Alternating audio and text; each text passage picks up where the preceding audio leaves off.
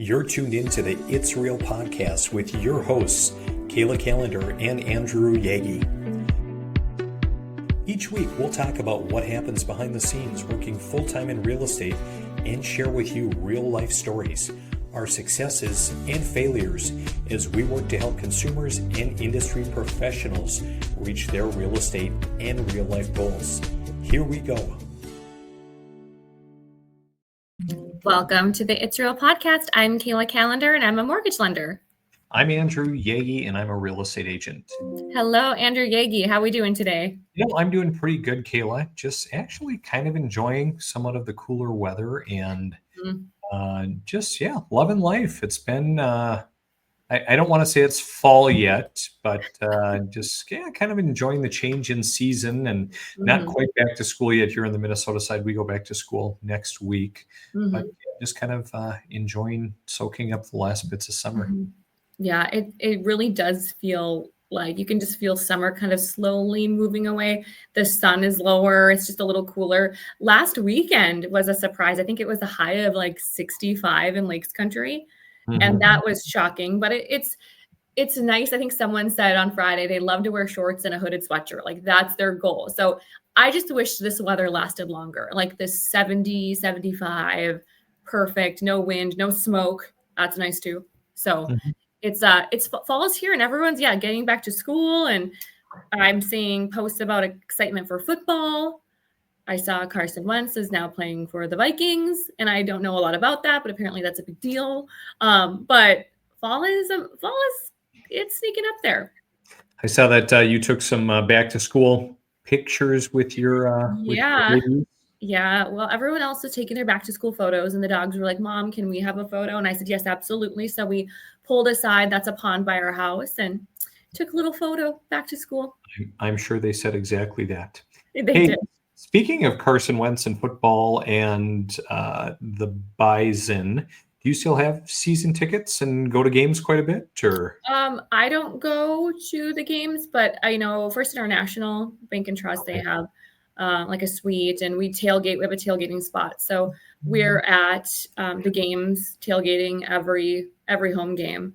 But I don't go to the games. We're at the lake more than we're in Fargo, so maybe it'll be different this year. But will you be in Fargo for any of the games?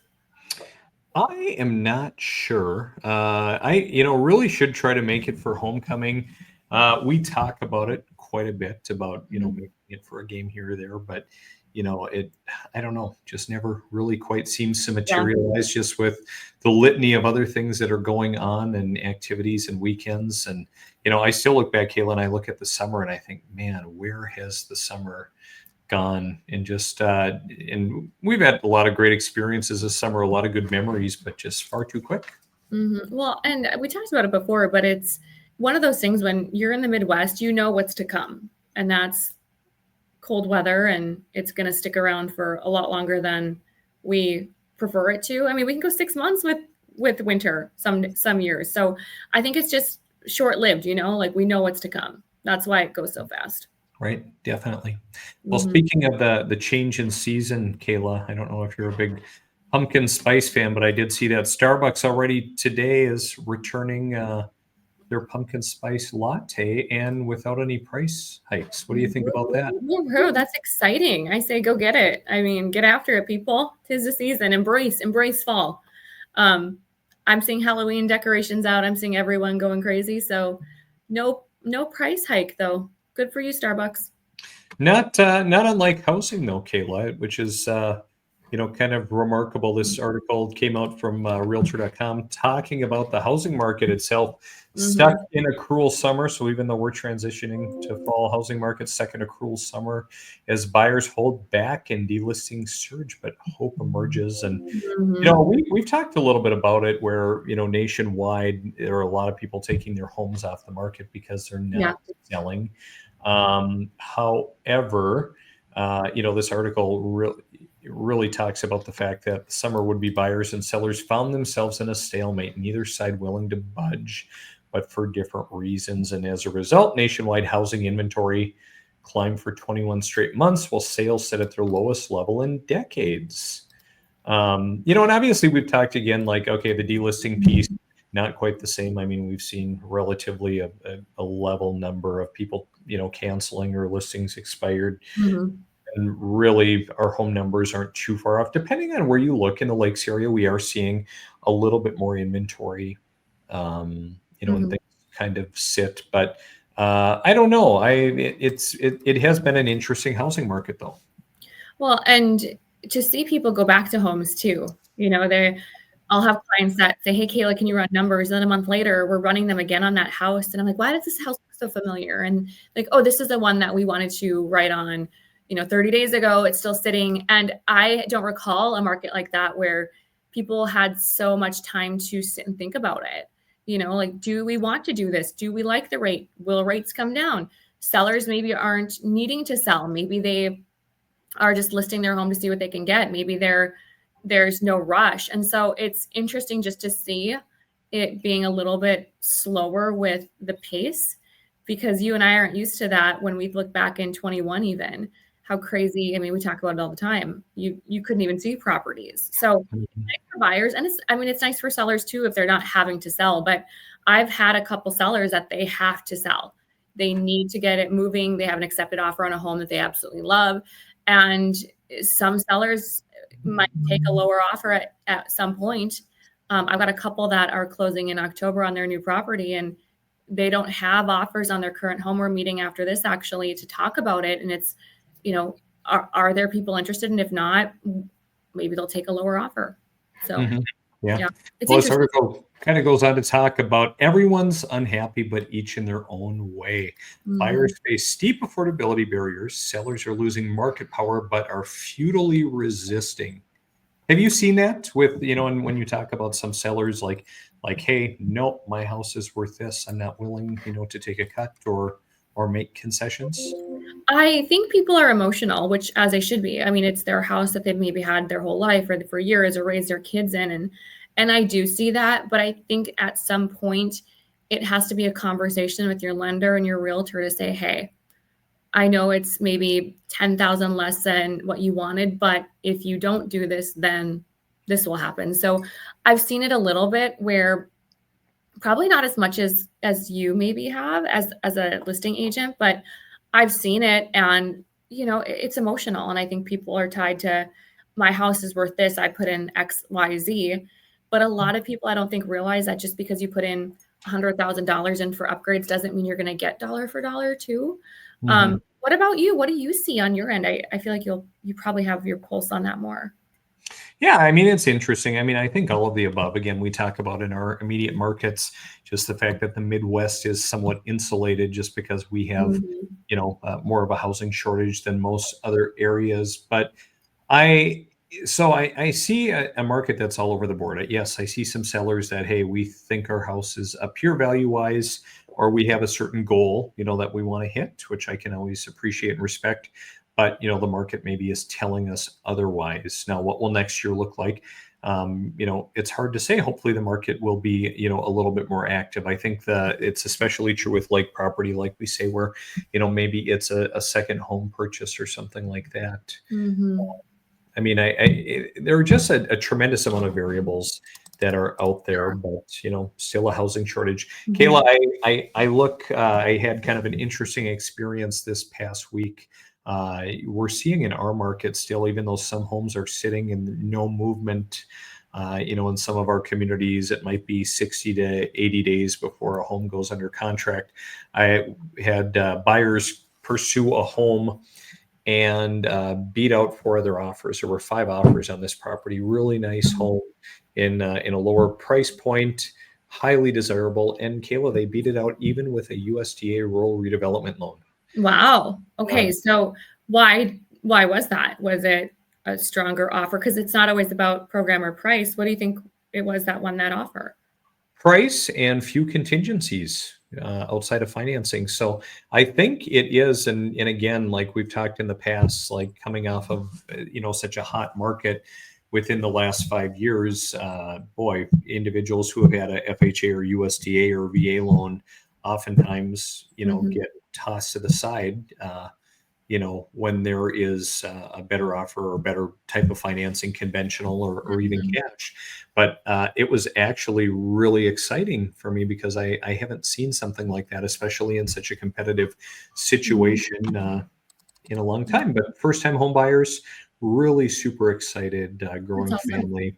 So it's really, really fun when you see people like that kind of Well, reaching their goals. and to have an opportunity because we saw the market of FHA or contingent offer. No, no way. You didn't have a chance. And for a while there in 2020, 21, first time home buyers were just getting beaten out because some of them didn't have conventional offers and some of them needed FHA. And a reminder to our audience, FHA does not mean first time home buyer. It's for anybody. Anyone can have an FHA loan. So I think that the possibility that first time home buyers have today to get an accepted offer seems a lot greater than it was back then. Mhm. For sure. For sure. Mhm.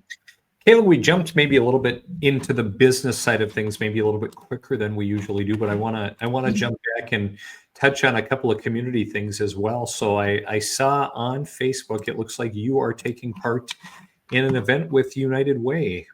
What's that all about?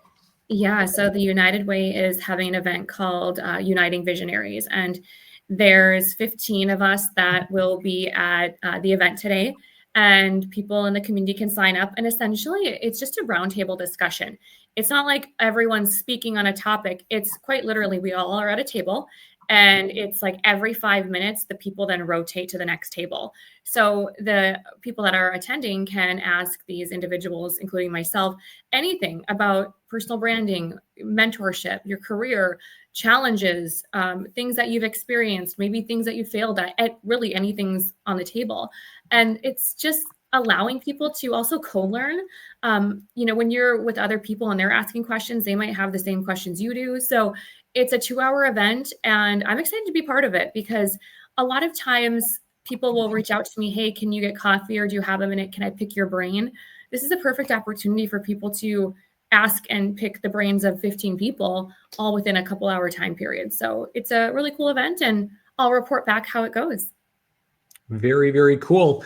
And, I like to think that our podcast is, probably the most followed and most relevant, but it looks Yes. like you had an even better experience recently getting to go Oh, on the Jay Thomas show, was it?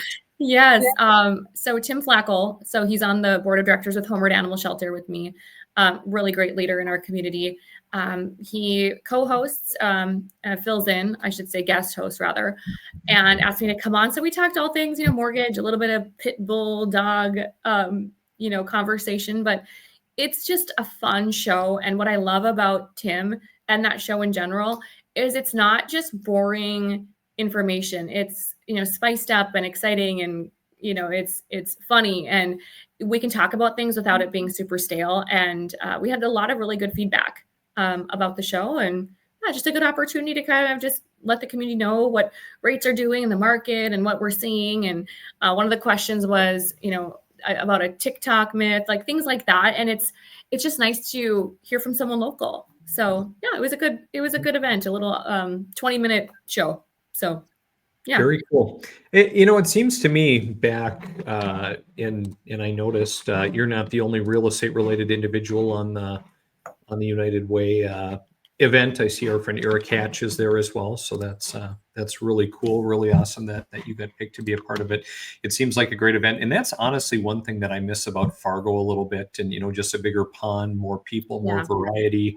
A couple of other people on there, that I know or have met recently, and I just look like in Fergus Falls we don't have events Yeah. quite like that, or that are, and not to say that they're not impactful, but just not quite on that scale, Yeah. just being in a little bit of a smaller place. So I think that's really awesome that Mhm. you have some of those opportunities and that you take advantage of it as well, because not Yeah. everybody has a desire to do it. But I think it's really awesome to be able to give back. And I mean, obviously there are people out there that kind of look up to you as well, as a female in business and mortgage and everything else. And so obviously you're giving back in a sense as Yeah. well, and kind of mentoring in a sense. Yeah, and it's I think a lot of people think, they maybe see where you're at today. Like, oh, Kayla's doing a great job in mortgage, but to see what I did to kind of get here. Oh my gosh, the tears and the hustle and the grind. And one of the things that I always talked about was how I almost gave up on social media. And then now, I mean, last week I had 3 Instagram people reach out, just, that followed me, that just know me as a person. They're actually in Fargo.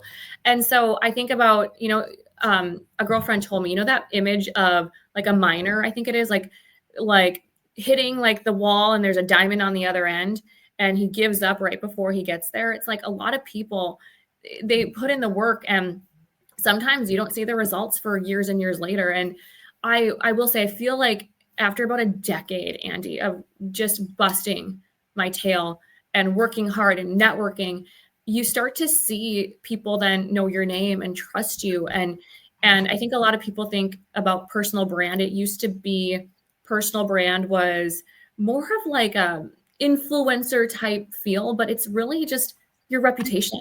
It's building your reputation and it takes time. And that's one of the things I'm excited to talk about, in the United Way event, is speaking about that and that it's really easy to get in your head and give up like that minor picture, but sometimes that diamond's just right around the corner, So anyway. Yeah. No, I know it. Well, and it's tough in business. Well, and just really finding balance, Kayla. I think is the biggest challenge because okay, we get, especially in business or in not even in business, but in life, we get, fed so many narratives and so many ideas and you should be doing this, you should be doing that. Don't do that, and especially if you're out as an entrepreneur or trying to succeed in a sales related business. I mean, there's just so much noise and it's hard to know what to do or what to listen to. And so then, it becomes really, really easy to kind of say, what, forget it. And you might be, that close, right? Yeah. And I think it's, especially in sales, there's so many things thrown at you from CRMs to conferences, to books, to podcasts, to download this guide and download, pay for this newsletter. Like how many newsletters could we subscribe to and pay for? And, upgrade your version of StreamYard and upgrade your version of Zoom. And, you need this tool and that tool. And at the end of the day, if you can really just focus on, like, whenever I go to conferences that are important to me, normally they say pick 3 things from the conference because you're going to be given 100. And it's overwhelming as someone in sales because it's like, well, I should be doing this. And I saw this person doing this. And there truly is no exact, solution to, I guess, creating success. It's what works for you, but it's overwhelming. Yeah. I was sitting yesterday on a Delta flight and I brought a book with me. And this is one of my more favorite Catholic authors, but very good, just in general. Matthew Kelly has a book, Slowing Down to the Speed of Joy. Oh, and so when we're in business, and again, even those who may be working, kind of a 9-to-5 job, working for a corporation or a private individual, they can probably appreciate a lot of the things we're saying, maybe on a smaller scale. Maybe, you're not forced to go to conferences and hey, you have to pick from any of these things to keep your business moving forward. But it talks a lot in here just about slowing down and enjoying life, just how wasteful we are with our time in our life. And I'm just getting into it. But there was early in the book, it was talking, and something I read yesterday, how it talked about people seemed to value their lives, or how little people seemed to value their lives as they were living them. How busy, terribly busy everyone seemed to be, mortal in their fears, immortal in their desires, and wasteful of their time. He noticed how even wealthy people hustled their lives along, ruling their fortune, anticipating a time in the future when they would rest. Mm-hmm. People are frugal in guarding their personal property, but as soon as it comes to squandering time, they are most wasteful. Mm-hmm. And they should be stingy with their time. Mm-hmm. It's so true. And I think a lot of people think, oh, I'll rest at some point or I'll slow down. But that's when you're present. That's when memories are made. That's when, when you can spend time with your children. And I think that this hustle culture we're in, it's still here. It is still, I thought about this years ago, and I was so nervous to post if I was ever on vacation or if I was ever slowing down. And I thought people are going to think I'm lazy. And I would always just post, and I really wasn't slowing down. I was always working, but it's like, I see people now when they're posting their, with their kids, or they're taking a slow morning. To me, that is the definition of success. It's not, oh, you closed another deal. Like, don't get me wrong. Like, if you're passionate and you love to help people like we do, Andy, and we help so many families and it fills our cup, great. But what is also really cool is to see people slow down. It's like, that is like the new grind. This weekend we snuck away to, my wife has some family that they have a place out in Duluth, and so we went out there and kind of hung out on the North Shore a little bit and had a great time. And actually, more than anything, spent just a lot of time outside, on Lake Superior. The girls even went swimming a little bit, way too cold for me. Yeah. But it was just a very thoughtful and very simple weekend. It was good to get away for the most part from the grind. Little technology and just, one-on-one time, just hanging out with family. And it was very refreshing and very appropriate as well. And just, you talk about slowing down. That this weekend really resonated with that. Well, and it's hard to slow down. It's kind of you come from a farming family. Like I come, like my dad, my mom told me the other day on the phone on Friday, she goes, "You are just like your father." She said that, he would get to one point and then he'd want to go to the next. So I remember my dad writing on a calendar, Andy, and I'm pretty sure it was 112 hours. And he's like, 112, and circles it. And he would tell my mom, I'm going to get to 113 next week. And it's like, that was the definition of success. And it's like, okay, but, how do you slow down? And being with nature, like you were with your family, like that, there's something about just being outside. That is the biggest thing I struggle with, both, being an entrepreneur, running a real estate team, and even being involved in ag. And again, having a family. Yeah. And it wasn't just in ag. I look at other businesses I've worked in, and, some of the old school mindset that says, hey, if there's work to do, it doesn't matter. If you don't have something to do, you better be out here working, because because out of principle. And it just doesn't resonate with me. I read, and I had a very great upbringing, great parents, but just looking at around just how parenting, changes these days, and how talking about how millennial fathers will spend just a tremendous amount of greater time with their kids than the prior generation, just because as society's changing and social norms and everything, just that it makes sense today, or resonates more with people, to spend more time with their kids than maybe our parents did. And it isn't a badge of honor, to go work all of those hours and do all of those things. And even this book talks about it too, and just said, hey, we squander our time, but yet if we're given the opportunity to work extra hours for more money, we'll do it, even though we're probably taking that money and buying material things and squandering it on just possessions that we don't need, when really what is most important, but the time spent with our family and friends. And it's, you don't get that time back. You look back and years pass you by. And, I look at my dogs and I'm like, oh my gosh, Colby's 10, like, where do the years go? And it's, you really need to, you just slow down. But how do you do that? I mean, what would you say is the one thing, Andy, that's helped you slow down, if at all? Just really looking, as I watch my daughters grow up, and, my oldest is coming up on 8. And, I read something one day where it says, hey, by the time your children are 12, you've spent the majority of the time you're ever going to spend with them. Like, at that point, they're getting more involved with activities, with friends. And, you're not as an important part of their life. So I really looked at that. I'm like, wow, like I'm 4 years away from that with Ella. Yeah. And, the other two aren't far behind. And so it's just like, okay, what am I doing? Who am I spending time with? Who am I surrounding myself with? What am I doing? And I'm still probably grinding a little bit more than I should in some ways, but I'm also trying to be intentional. So even, days when I might be traveling, like yesterday was, doing some flying and had some airport downtime. So I was very efficient at following up with individuals, making calls, taking care of a lot of tasks that, ordinarily I'd maybe put off till later, or say, well, I can do it later in the day. But it's like, no, when I get home, I want to spend time with my kids. You're intentional. Yeah, I'm trying to be intentional. I love that. Amen. Good for you.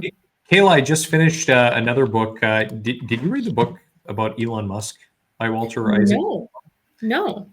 Highly recommend it. It just talks about Elon Musk and his life. Number one bestseller, and just talks about his upbringing all the way up to, well, it basically ended, right before the political season of this last election. So kind of some interesting insights, but just, Elon, of course, is a little bit on the spectrum and obviously is just a maniacal workaholic. Yeah. However, very grateful for him and all of his innovation and just how he pushes, all of the norms, so to speak. And even was reading yesterday how, all of this technology and everything, just, especially AI, the things and the abilities that it's going to maybe give us down the road. And Elon Musk had in fact tweeted the other day and said there will be universal high income, not merely basic income down the road. Everyone will have the best medical care, food, home, transport, and everything else, sustainable abundance. So a lot of people laugh at Elon and say, this is kind of a pipe dream. But I look at, what he has, kind of put into place so far. And it's like, wow, like using technology ultimately to work less in the future. I mean, wouldn't that be awesome?